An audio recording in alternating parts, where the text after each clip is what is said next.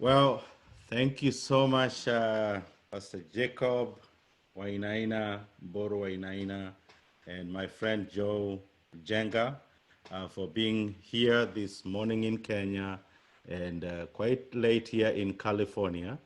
And I do want to appreciate your kindness and, your time. And, the fact that you have allowed yourself to be here today is just joy for me. And everybody else who's joining us today, it's a conversation on call and ministry. And this is something that I'm trying on my end as Kasisi to stay connected with the church in Kenya, and particularly within a specific category of our people, and this is the young people, and seeing how we ourselves can be of how we can learn from them, young people, at the same time how we can empower and how we can engage with each other. And 2 or 3 weeks ago, I was in a conversation with one of our young ministers, a friend of mine, whom I met sometime back in Nakuru. And those who came into the conversation, this is Pastor Nash. And we had quite some questions and a few things to talk about call and ministry. Not call, but church planting, because he's a church planter and young, and at the same time, not there yet, but using all the principles and trying all the principles that he can use to church plant. And this is something that majority of us take for granted. Now today, I have my good friend, definitely Pastor Jacob, whom we have known each other for quite some time, Pastor Jacob, and I thank you so much. And I have known him as a youth pastor, and therefore I know he has a lot to talk to us about. And even before I invite Joe Jenga to say something and also play a number or two. I want to mention that I know, particularly coming in from a Presbyterian system, and I know these things are changing. But for a long time, youth ministry, in particular youth pastors, anybody you talk about a youth pastor was never seen as a minister, and I believe even that that's the reason behind the designation, youth pastor. But anyway, I think there's some things that we can learn from Pastor Jacob, who's been in this ministry for quite long, and there's the positive, the successes, the challenges, and even the way forward, and how we can all plug in. And therefore, I invite all of us, and very briefly, I'm going to pray for us as we begin this conversation. And after I do the prayer, I'm going to invite Joe Jenga, who is, some of you have already met him in my Bible studies that we've been holding, and he is an entrepreneur. And on Friday, he's launching his TV, Joe Jenga TV, and I'm sure he's going to invite you as he plays. And he's a good friend of mine. We met here in California. He had come to the U.S. for studies and came over to California. We linked up. He's a great musician. He's played at our church. He's a great worshiper, and that's how we connected. And we have stayed connected since then. And therefore, I'm also very delighted to have him in our midst today. So after I pray, we're going to invite Joe Jenga to play a number, and then we'll dive into our conversation with Pastor Jacob. And Jacob is in Nakuru. Joe Jenga is in Kikuyu or Nairobi, and I'm here in California. So, it's amazing what God can do. So briefly, let us say a word of prayer. God Almighty, I want to thank you.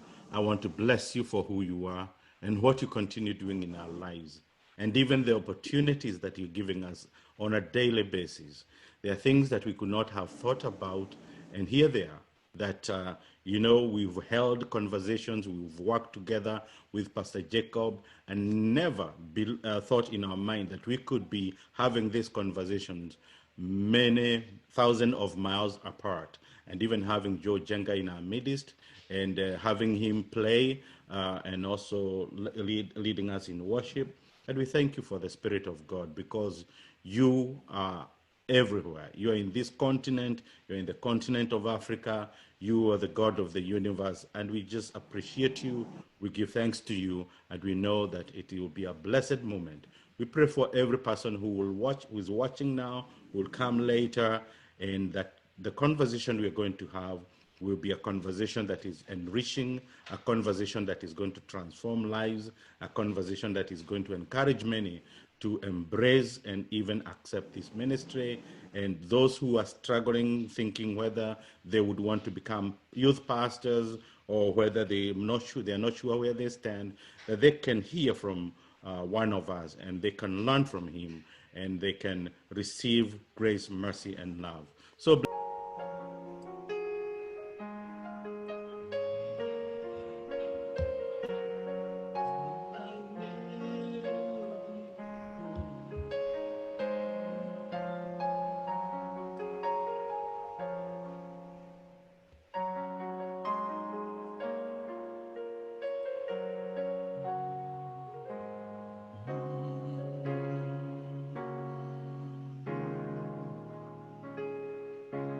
Yes, thank you. thank you so much. Yeah, it's a good way to begin by praising the Lord, honoring God for his goodness. Surely the sun has come up in Kenya. We're still looking forward to the sun. We have a few hours to go before we can get the sun here in California. But we all appreciate the goodness of the Lord. So once again, we have Pastor Jacob Wainaina in our midst, and Joe Jenga, an entrepreneur, and definitely blessed to be here and to have this conversation on call and youth. And Karib San once again, Pastor Jacob. And my first question to you, who is Pastor Jacob? Who is Pastor Jacob? Maybe briefly you can tell us a little bit about yourself.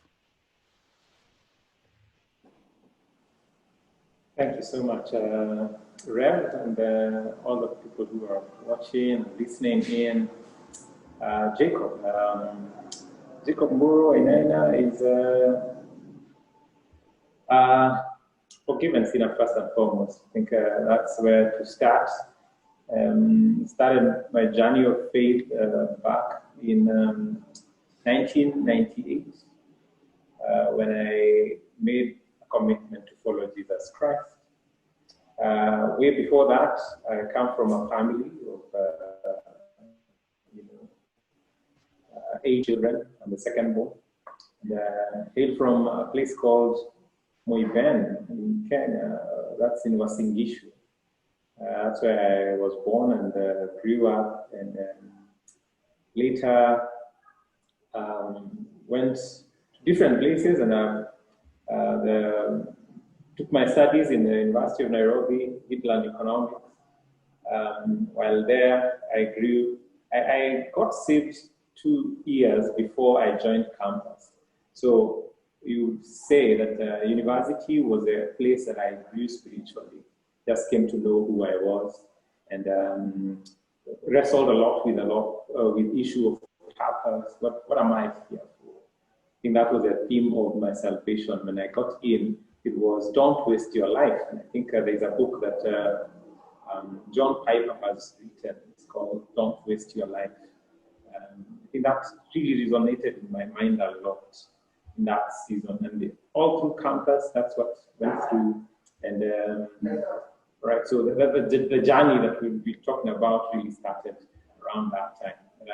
At the moment, just to fast forward, I am married to Wanwe Haki Buru, and we have 5 daughters.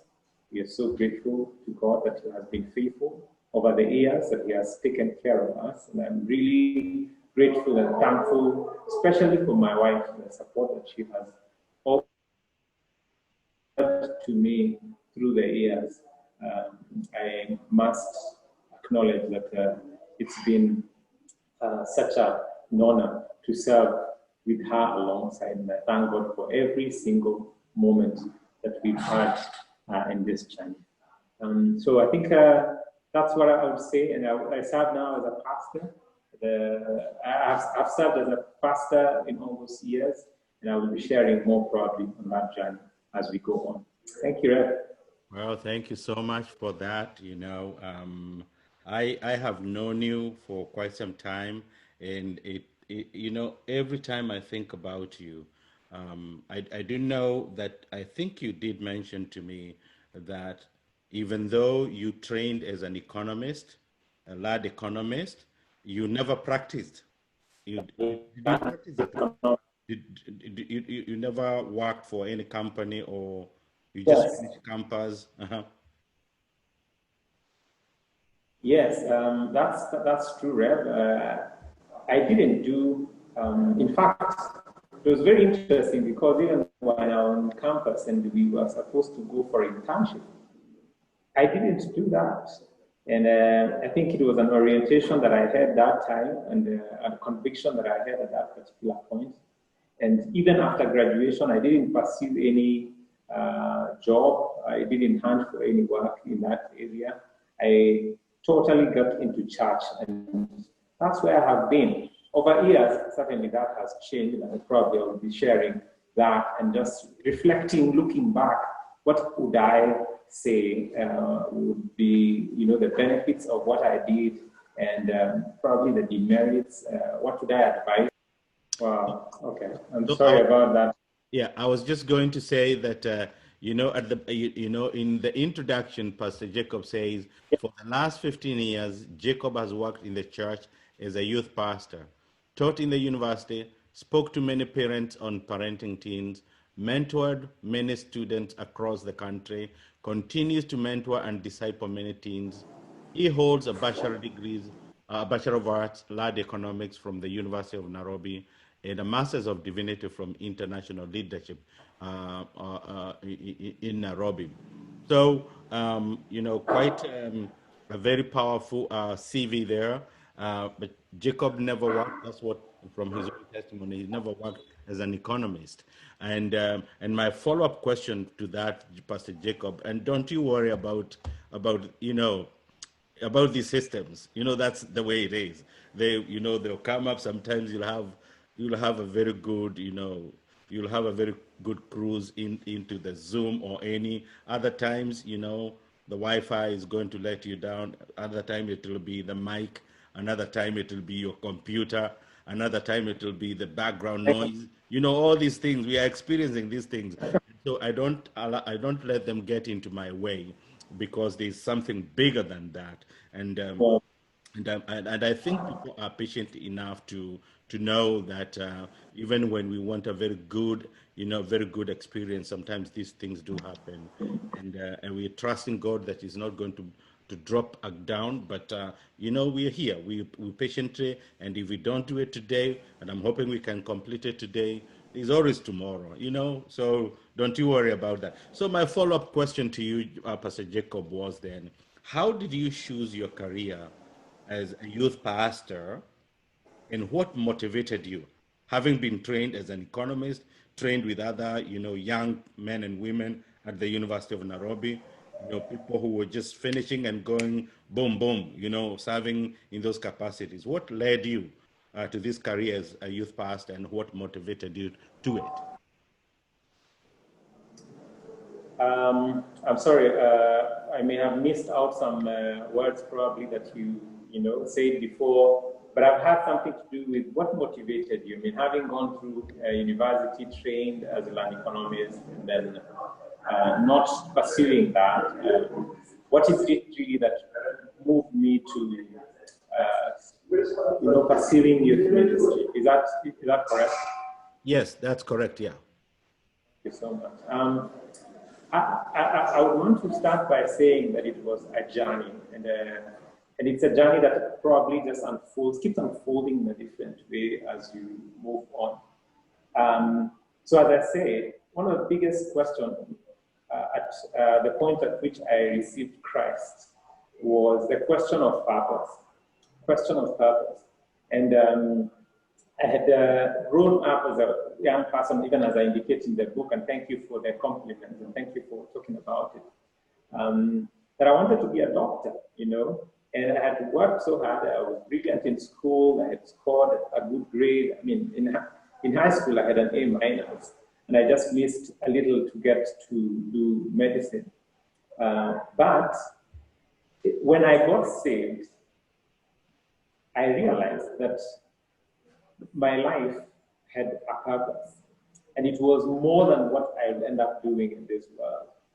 And for my time within campus, I think that became so clear to the extent that I spent so much time growing in Christian Union. In fact, my classmates in campus know that I was a class pastor, sort of. And I spent a lot of more of my time in Christian Union. All the way from first year, I was into leadership. And out of that, I grew, and I continued to desire to serve. And while I was in that space, there's a gentleman who was a friend of mine called Steve Katay, and we used to do ministry in the streets. Okay? We actually used to minister to the late night girls, the prostitutes, and this is it continued like that. And then connections went like that. After campus, I felt this is too heavy, feel like my heart is in church, and I do not want to continue. I want to pursue it and find out whether this is what God really wants me to do. And that's how I got into church for a year, volunteered, served in PCS and Andrews, seeking God really. And I was really guided by one minister, the very Reverend Dr. Wanjao, was very helpful in helping me just to wrestle with that. He shared with me his story of how he had gone to Alliance High School, and the same thing happened upon graduation. People thought he was mad, he was crazy in saying he's leaving. And so he helped me and then said, okay, since you're a young person and we have an opportunity in the youth department, why don't you be working with a youth pastor? That's how my journey started. Oh, wow. So slowly I was taken to the youth department, worked with a gentleman who was a pastor then, Pastor Nate Macau, for whom I'm very grateful. He was very discipleship oriented. And out of that relationship, I think a warmth created to serve with young people. In the second year of my time in St. Andrews, I was taken in as an intern, and there was a program that was beginning specifically for those who are transitioning from primary school to high school. We were given in the Class 8 program that was introduced to us by a neighboring church, and it was called Ropes, or Crossroads actually. We call it Crossroads at St. Andrews. And it went so well. That's where my interaction with parents began also, because now there were meetings that we needed to have with the parents, and it grew. Now, out of that experience, there was a clear confirmation in my heart that this is what I need to invest my life in at that particular point. And so it resulted to me signing up for theology, went back to school, changed dimension completely, went and did master's in divinity and specialized in educational studies at a school currently called as International Leadership University.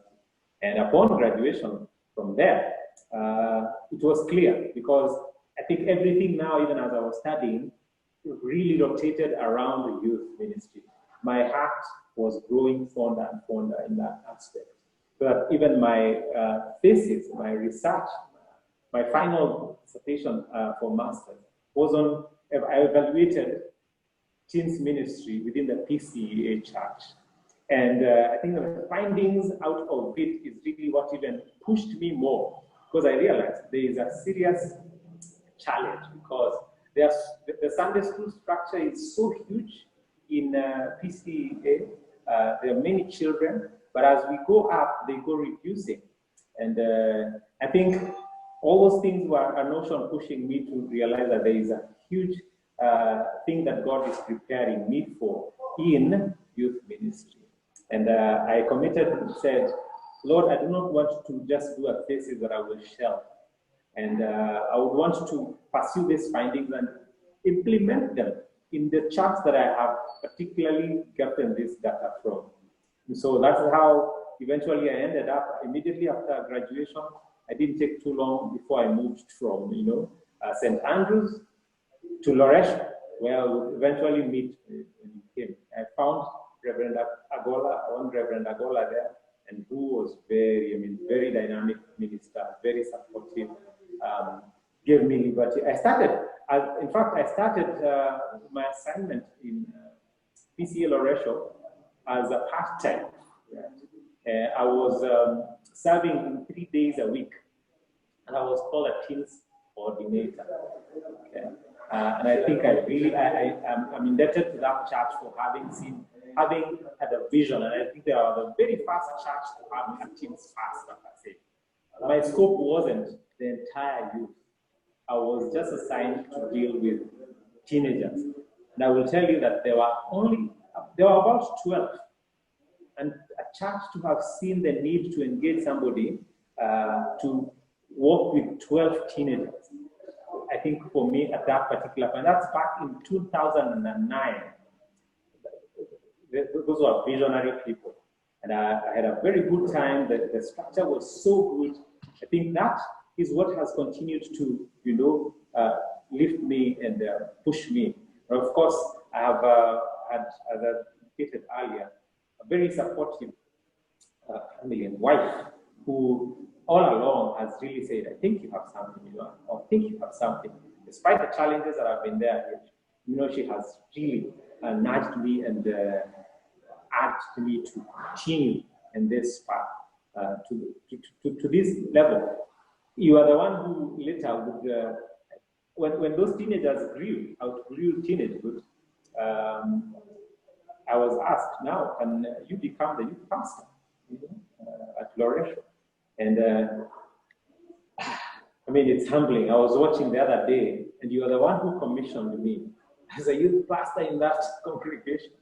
So it's really amazing. So it has been something that has been unfolding in that sense, I would say. I do appreciate, and I hope you can hear me. You can hear me. I do appreciate that. Particularly, again, it's been a journey for you, and yes. I don't know how many times I can say this.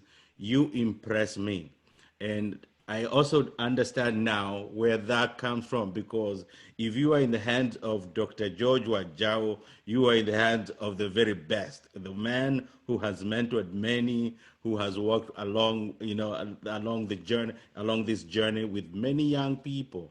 And particularly, he has a great heart for the young people. And even when he served at St. Andrews, even your journey at the university, that whole molding up, it may not have made sense then, when people are calling you pastor and all that.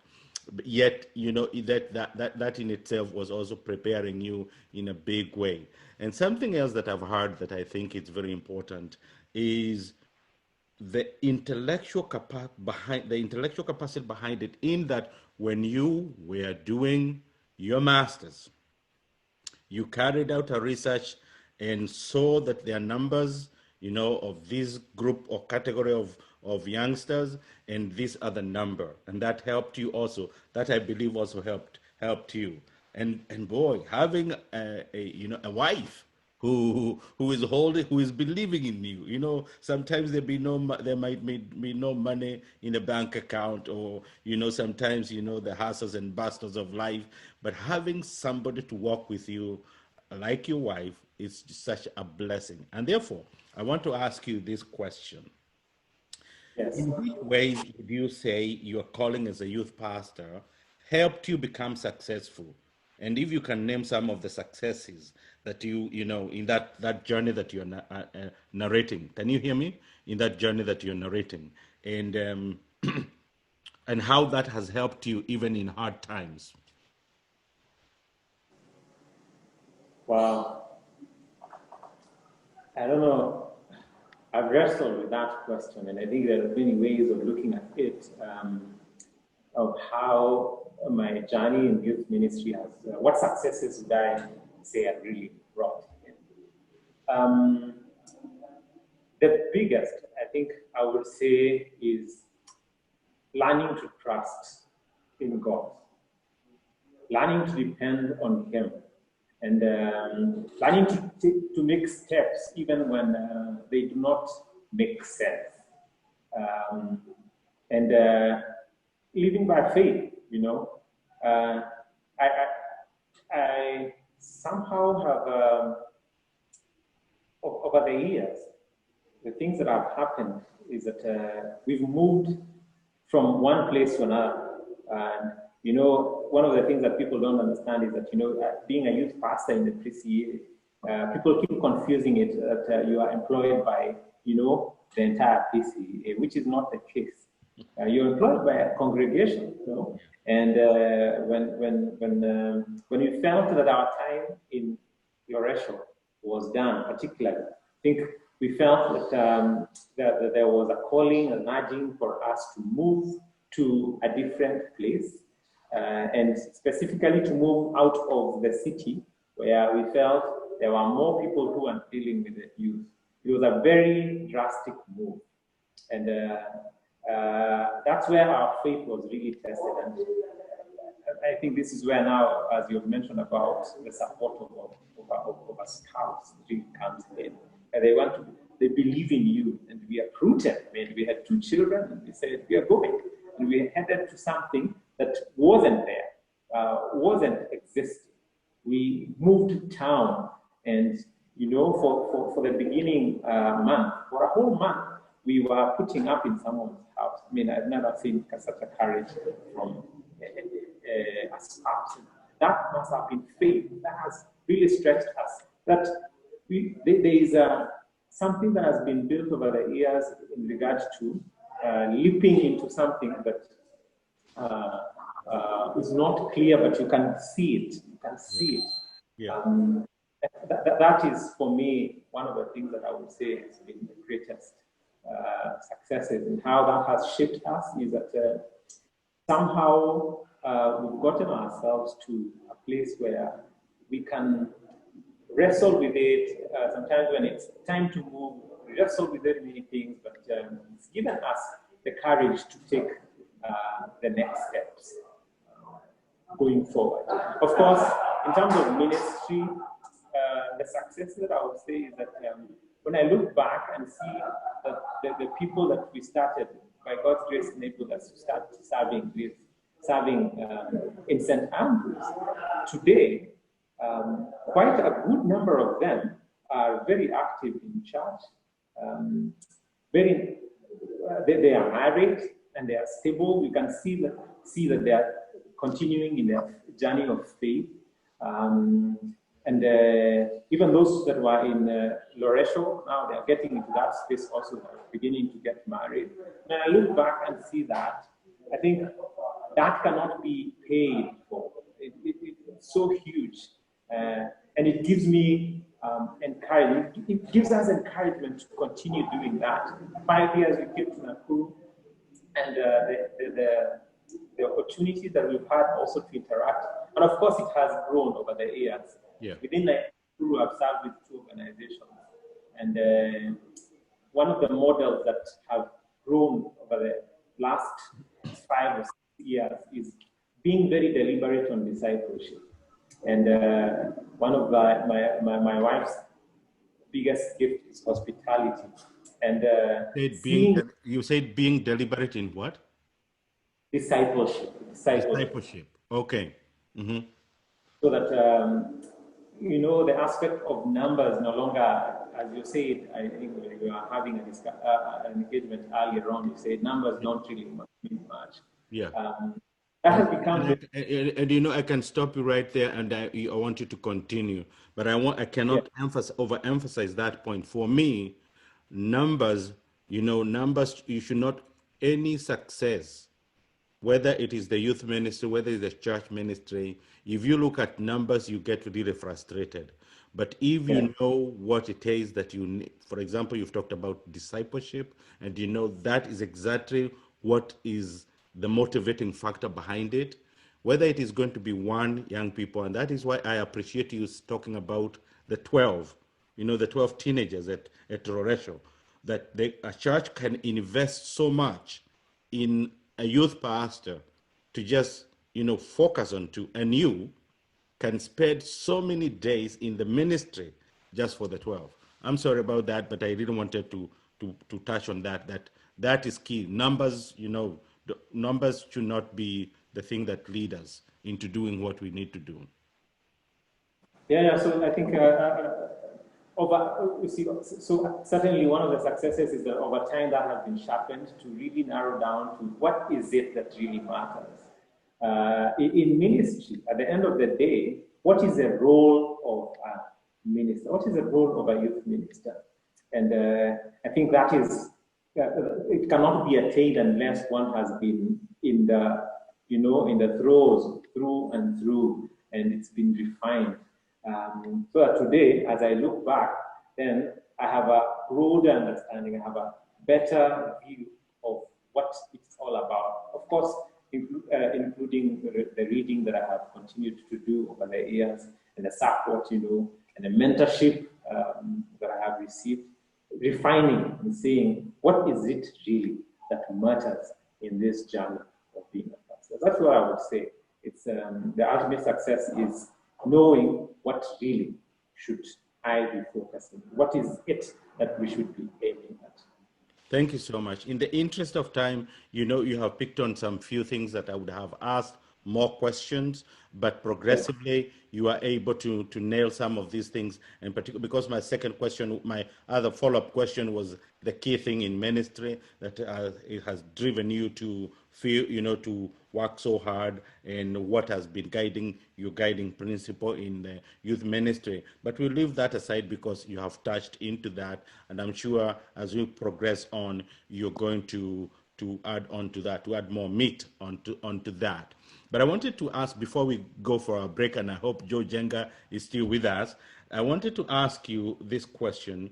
Having grown in the youth ministry, there are those challenges that you have enumerated, and there is one that I'll ask you towards the very end. You're not ready for this, but I'll ask you, just prepare for this from just out of the blue, this question. But anyway, out of the many challenges, out of the many successes, the building up, the building block that you have talked about, that whole journey, what would be your message to young pastors, young or youth pastors who are young, or people who are aspiring to be youth pastors, whether in PCEA or in any other congregation? What is it that when you think about them, you would always want them to keep in mind as pastors? In brief. That's a huge one. What is it? Youth ministry and pastor really dealing with young people.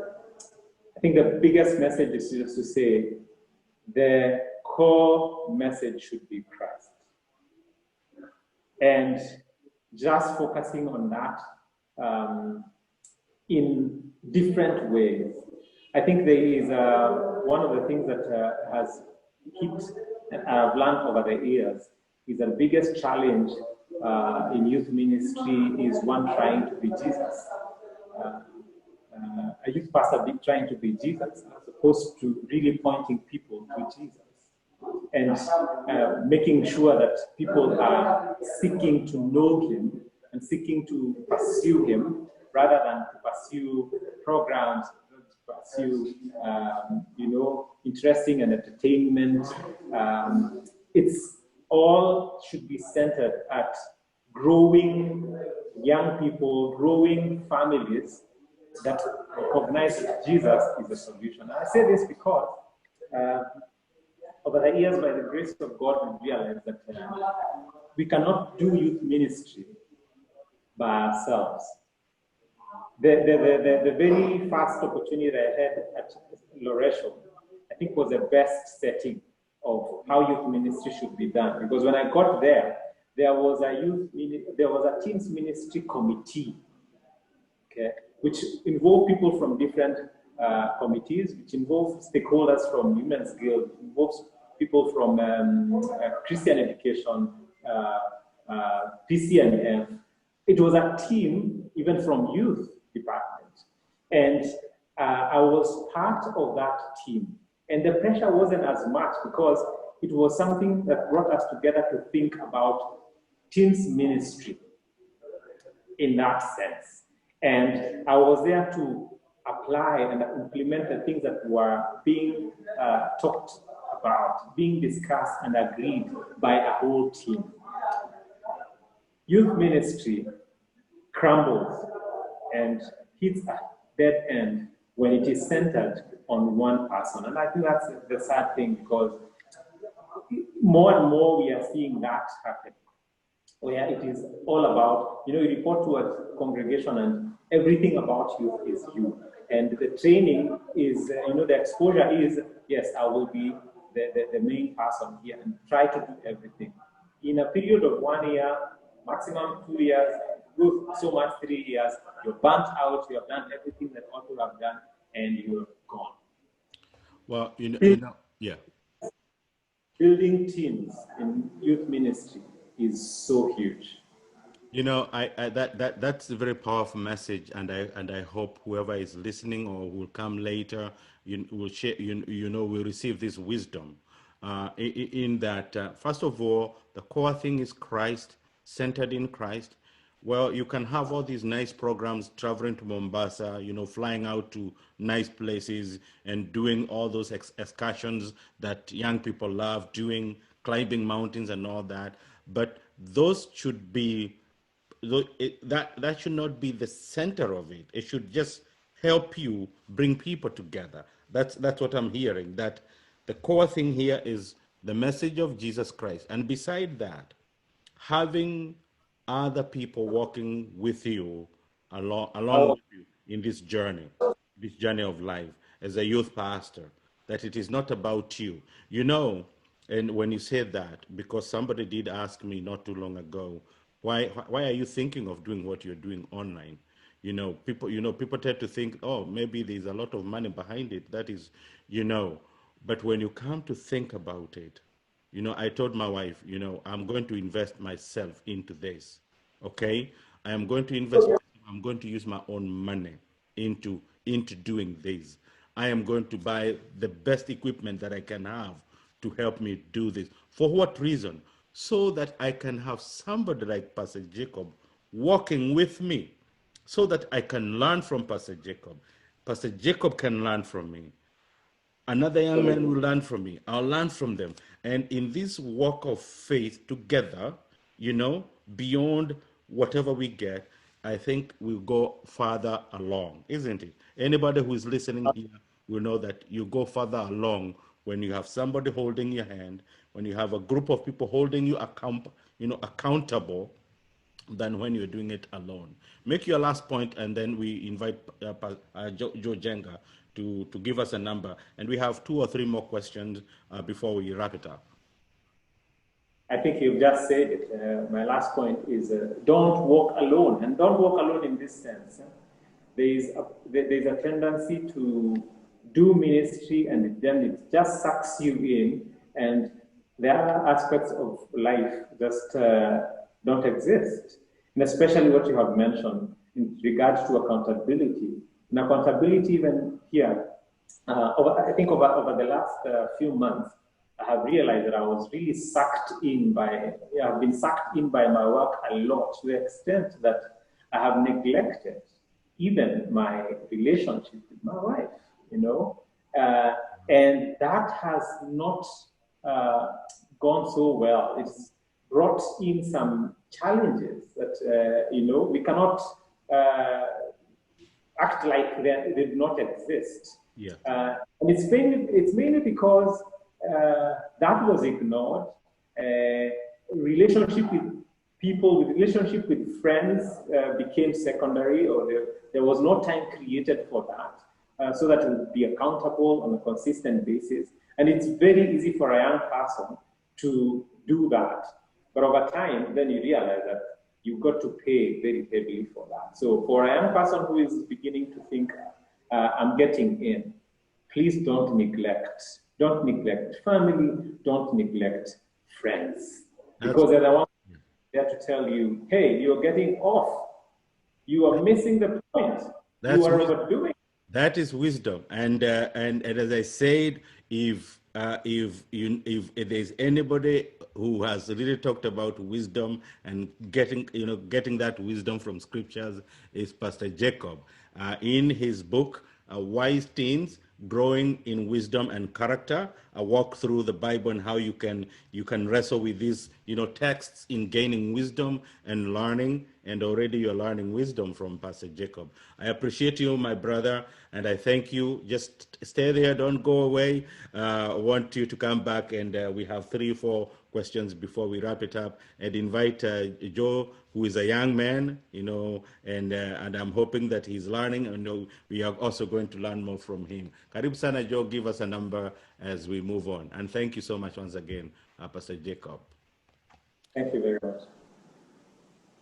I'm so privileged to have joined you guys, and appreciate the story by Pastor Jacob all the way from university, how the transition was from the church. I would say that I've wrestled with that thing. Am I being called to ministry or? But anyway, God leads us in ways that we think by ourselves. Yeah. And when I listen to you guys, I'm gaining more actually, because I lead a youth group in our church. I'm a youth chairman. So at times there's that thing that overclouds you. Are you being called to ministry? Do I step down this year? I've been wrestling with that quite a lot. All right. You have a mentor right there by the name Pastor Jacob. I know he's your friend. And Yes, and definitely you also have a mentor in me, and we can walk sure. along this journey. That's why we say, by the way, before you play, some theologians may ask the rationale that this is why we are calling it call and ministry. And in by learning from somebody who has been called into the ministry, not just the theoretical part. Because I'm sure Pastor Jacob would have come with a book and he would have narrated to us, this is what it means to be called. And then he reads it out, isn't it? But now, just listening to his story, the power of call, you just hear it. And those things that come with it. And of course, then with youth pastor, qualifying it with youth pastor. You never know. You never know. Maybe the Lord is working through you, television channel or that leadership. You never know. Never second guess God. If He says it's time, brother, you better be ready and you better obey the Lord. But anyway, go ahead. I'm sorry about that. Yeah. All right. Yes. I will use your words to sing this song that He leaded me. Oh, blessed thoughts. And we are having a conversation with my good friend, very good friend, Pastor Jacob. And Pastor Jacob is the author of Wise Teens, Growing in Wisdom and Character. He's a pastor, he's a youth pastor who has worked with the youth for so long that even to this day, that is his calling. And he's also he has established this ministry that is called Wise Teens, which he does together with his wife and his girls. And I thank you once again, Pastor Jacob, for you being in our midst. And when you said commissioned, that I commissioned you, I actually wanted to ordain you, but definitely that would have blown off. It would have gone way beyond, because ordination is the work of the presbytery. I was so tempted. I'm telling you, sometimes sometimes I do some crazy stuff, but I was so tempted to do it, but I said, no, no, no, no. But even commissioning in itself goes beyond, it's a calling, it's a ministry. And therefore, as you think about it, Pastor Jacob, what have you learned about the church? The church, as you engage in youth ministry, what have you learned about the church? It can be PCEA, it can be the church in general, and possibly you can tie that. And I don't know if this is going to mix you up. You can tie that with this question: what do you think the youth in the church and in the society today need most? Wow. I think that's a loaded question. That's huge. What have I learned about the church and what do the youth need today? The church is made up of messed up people, sinful people. And I think when you read the books that Paul wrote and worked closely with the church, and especially leadership, you come to realize that that is the reality on the ground. That there are very many challenges that are, facing the church, and it's often not really talked about. And I think the more you stay there, the more you realize that there is a lot that doesn't go the way it should. And mainly, the biggest reason, I think, in my opinion, is because we are not focusing so much on the mission of the church. That we've missed out on what the core business of the church is. And which, for me, it's Matthew chapter 28, verse 18, 20, 18, 20, and 18, 19, and 20, of making disciples from the child who comes and is baptized. We actually vow and say that we will take a responsibility of nurturing this child, even to a moment where they will appropriate their faith and receive Christ and continue to grow. To a teenager who is struggling with, what is this life about? I have been told about God. This God is not fair. I cannot understand him anymore. To a youth who is wondering, what do I do with this life? How do I go about it? To a young person, to a young married person who is wondering, how do I make marriage count? Everything is falling apart. The core of the church ought to be really raising disciples and even the leaders themselves. Yeah. But when that is neglected, then there are so many conflicting interests that we end up pursuing. And you've had the phrase that the world has come to the church. Yeah. The corporate has come to the church. So the church end up being even run like, the corporate in making decisions. We are not seeking God. We are not seeking the scripture and asking ourselves, what does the word say about this? How do we go about this in a very critical way? In appreciating the people who are there, in appreciating the members who are there. What is our core business? And so we have all those challenges now that come into the church, and things that should not be heard from the church happening from the church, playing out. So yes, church is, it's good to acknowledge that, it's a place made of people who are sinners, and our core business should really be to driving people to Jesus Christ, which leads me to what are the youth really looking for? Every Sunday or every moment a youth is coming to church, they are coming to look for God. They are not, I've come to realize that they are not so much interested into the things that happen there, but the being pushed to God, being told the truth, They have struggles of their own. Yeah. They are coming to seek for answers. And we do them a lot of disservice when they come and we do not point them to the word, which only has the power and the capacity to address that deepest need in the heart.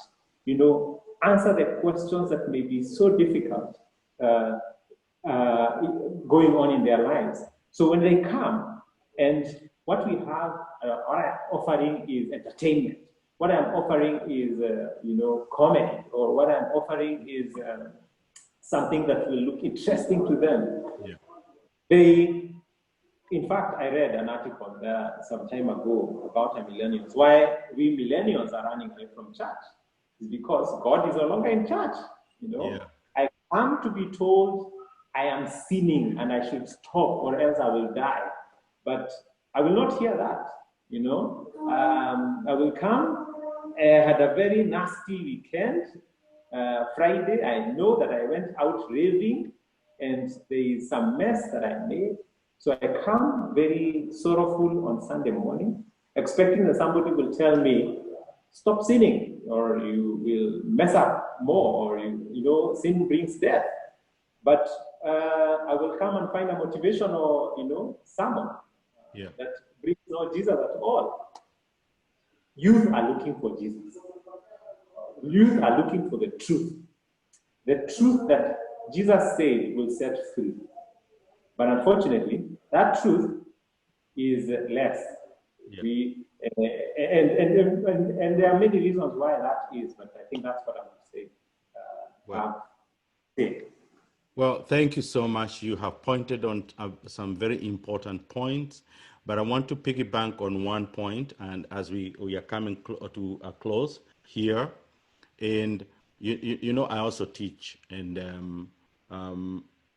in one of the requirement in the class that I teach is for it's on world religions. It's for my students to go and read research work that has been done in the United States. There is what is called Pew Research, and that is PEW, you know, PEW, and they carry out research on world religions, on Christianity, and all that. What they have learned, and the numbers are very, you know, what they have learned is that in the United States of America alone, there's a large majority, there's a majority of young people who are called the religious nuns. I don't know whether you've heard that term, Yeah, NONES. You have heard yes, about it? Yeah? It, about it. yeah, and I'm trying to speak on to what you have just said, that there are many young people who have, you know, they are wrestling with their spirituality, with their identity, and with all those things that you've talked about. That even when they are out there doing the things that they do, when they come to church in the morning, they are looking for some direction. They're Yeah, looking for somebody to listen to them. They're looking for somebody to hold their hand and tell them, this is the way. And when they come into that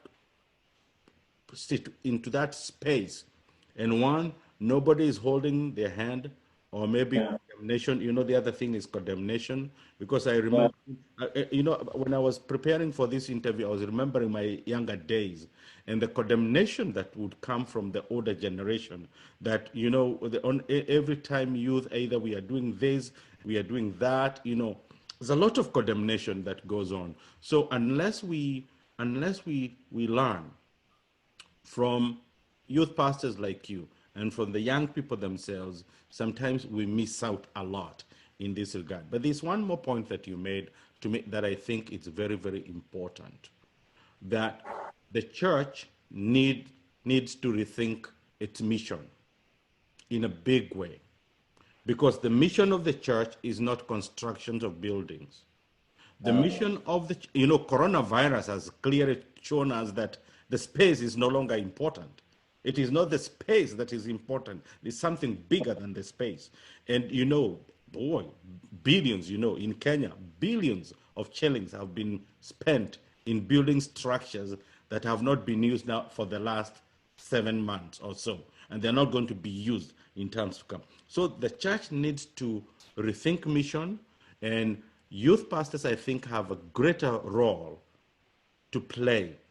But the problem is that sometimes the youth pastors are not in the system.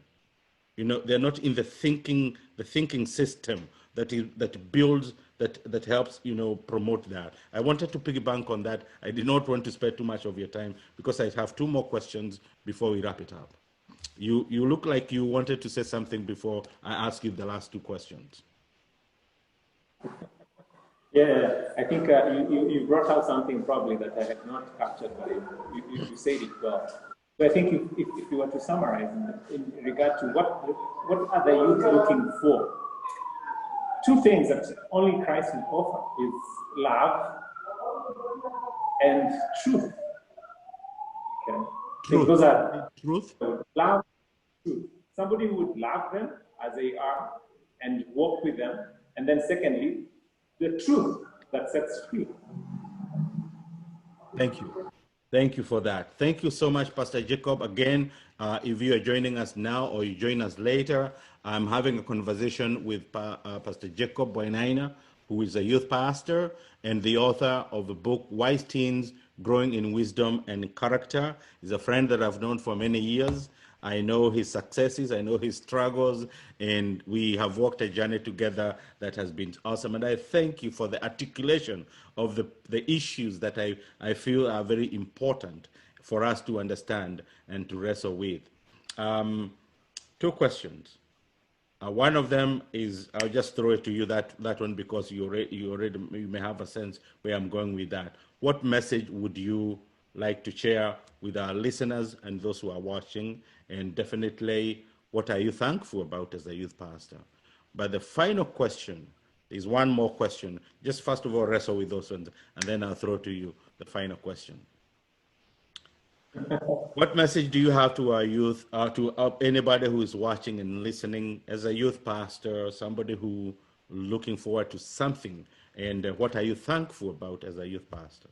And by the way, Pastor Jacob, in our last conversation that I had with Pastor Netch, there are those elements of call that really came out where you find somebody really struggling and connecting, seeking how to connect with the larger church. And now here we are talking about the youth. So we're kind of building onto that. Somebody who is listening and is a youth pastor, or probably feeling a nudge towards that, I think I would say it is really a huge space. Now, for instance, even you're thinking about Kenya, the population in this country, we are told, statistics say that about 70 or 78 at least percent of the population are people under 35 years.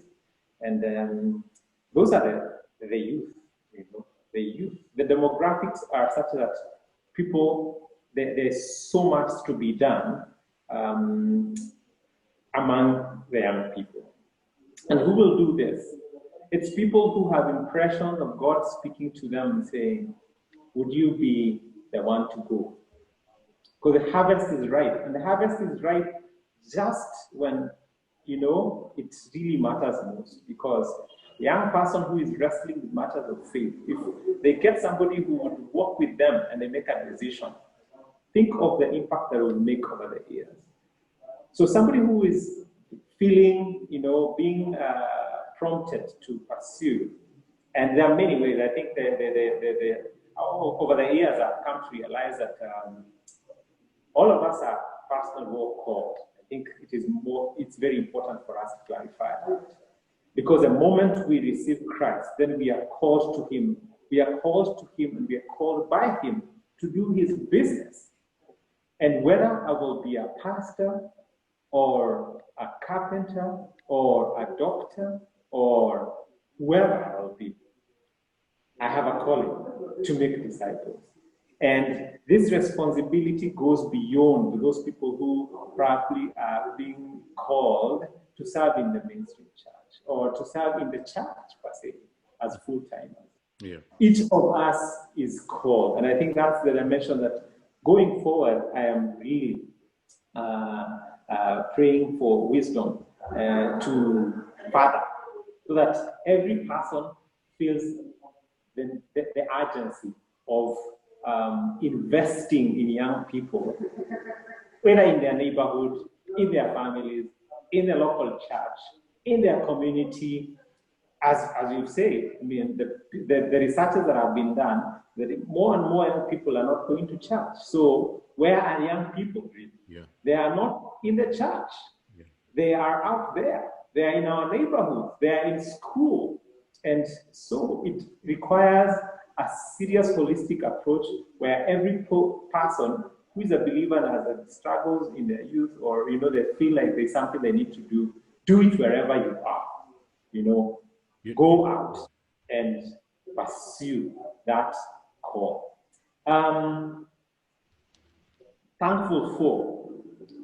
first of all, certainly is my, wonderful, loving wife who has supported me this far. Because without her, to be honest, there are many times that I've felt like bolting out. There are many times that I felt like, just taking off, taking a walk, But she has been so supportive. And I don't think I will ever be able to appreciate her enough for that. Yeah. What God has also taught me along the way, and I think that the where I am at, as you've talked about the book White Teens,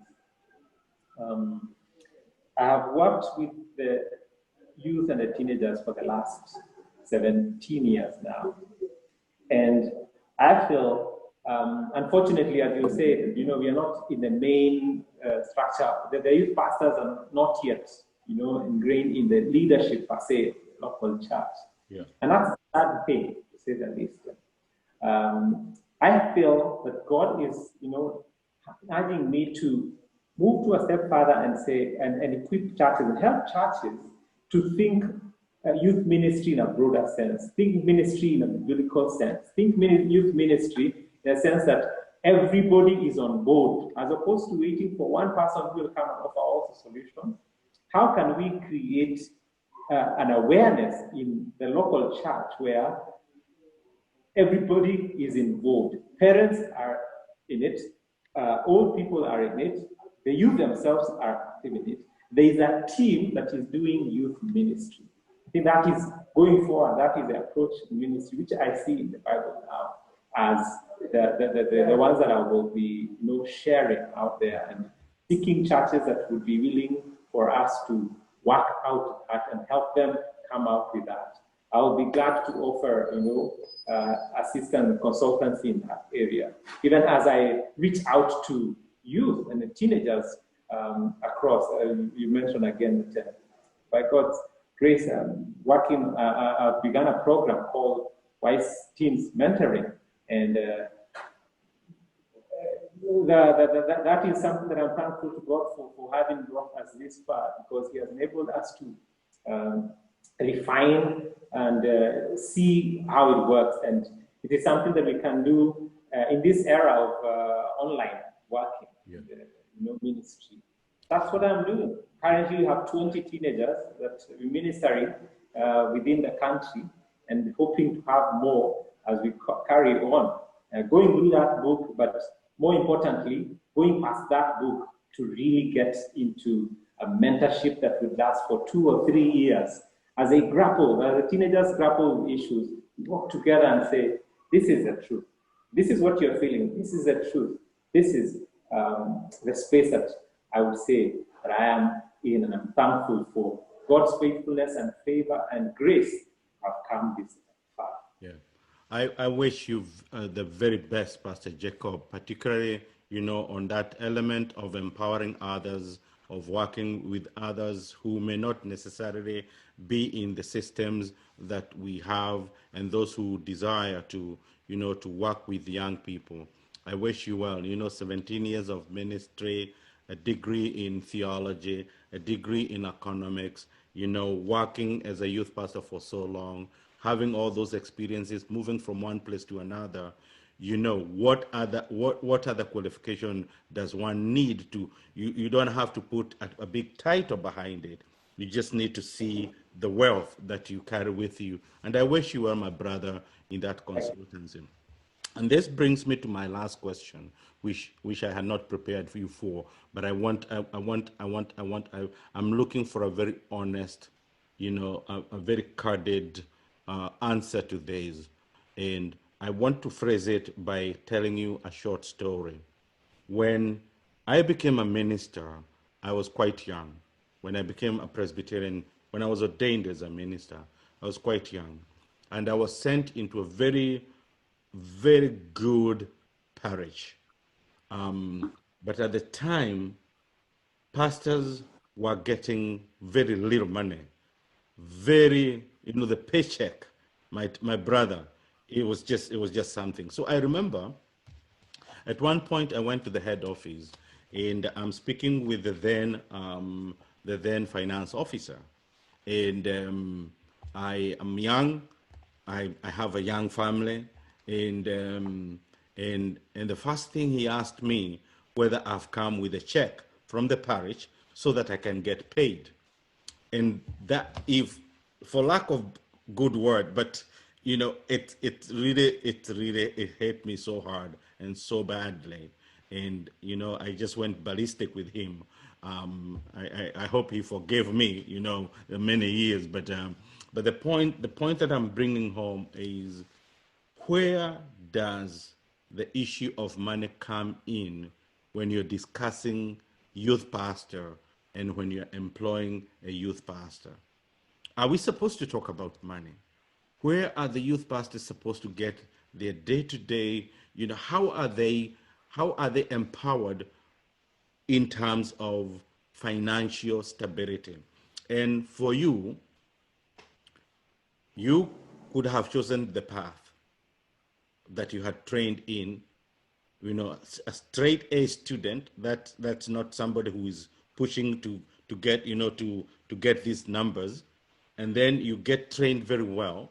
You don't get trained at any, you got trained at the University of Nairobi. So, and we all know, that space. And definitely you so highly qualified, yet you chose this path. Should we talk about money? And if so, what is one main thing that you would want me as a pastor to know? Because I'm a pastor, I'm a minister, I've been in a parish, and sometimes we lose sight of the fact that youth pastors have families. Youth pastors have been called just like I was called, and you left university, you went straight to this. Can we talk about money? Is there a way that we can talk about money that is empowering? Is there a way that we can even talk to our members and even to those that we interact that would be endearing to the youth pastor in a way without being looked there? The previous minister that I interviewed, he said right here that one of the things that he has really fought against is the feeling of being a beggar. That every time that you're speaking, you are supposed to be spreading the gospel, but when it comes to money, you feel like you are actually begging. So I wanted you to candidly talk to me about that as we wrap it up. And I hope Jenga is still with us. We still have one number for you, Jenga, and we're just about to finish. But I really wanted to hear that because I believe, a young man like Jenga, people are hearing, oh, Jenga is starting a television station. Man, he must have a big sponsor to do these things. And sometimes people think, oh, he has published a book. He must be making big money. This is lucrative business. So let's talk a little bit about money. I know I've spoken too much, but I really wanted to bring it up, my brother. That is, uh, as you said, really, I think that is hitting below the belt, right? Um, and certainly we have to talk about money. And I think in a very candid way, what I would say is that the saddest bit of my experience over the years is the feeling that youth pastors are there to be used and to achieve a certain purpose for the church as a corporate without appreciating them and without treating them with the, the dignity that they do deserve. And I will be honest that I think my almost feeling like just leaving as I have thought about what those 18 years have been, I have felt used and dumped. I have tried to bring conversations about money. I have tried to seek ways where we can meet in the middle and, be able to serve well. But those have not gone so well. And I think there is double standard, as you have said. Ministers who are ordained are treated far much better than pastors who are not ordained. Yet their calling is the same, and perhaps even the scope of their work almost the same. And the whole aspect of that is crippling now in youth ministry is trying to think, as I serve here, can I have a side hustle, which is a very sad situation of having something besides your core business, which is really ministering to young people, ministering to families, ministering to the church, and fully putting your time into that. When you're not facilitated fully, when you're not given that support, then you have divided mind. You will not be able to pray. You will not be able to prepare well. You will not be able to be available for those young people and those families that are looking up to you. And unfortunately, a lot of this is not known to the people that you are serving. Yeah. You couple with the leadership, it doesn't go past there. So eventually, when probably, people come to know what has been happening, they are so, disappointed. So the issue of money and the youth pastors, I don't know. I don't know how they are going to be addressed, but it's a funny issue. So that many youth pastors, in real sense, stay there hoping to graduate.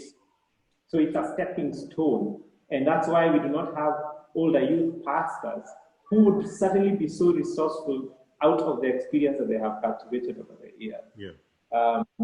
There are always young people who are coming and they are, moving on to something else. But I personally have felt my calling is to really work with the young people. So how do you treat, somebody who has a family, somebody who has children going to school, and yet you do not remunerate them? Eventually, it gets to this point where you feel the wise thing to do is to really now not do side hustles, but really move on to do something that will support you to continue doing the ministry that you're passionate about.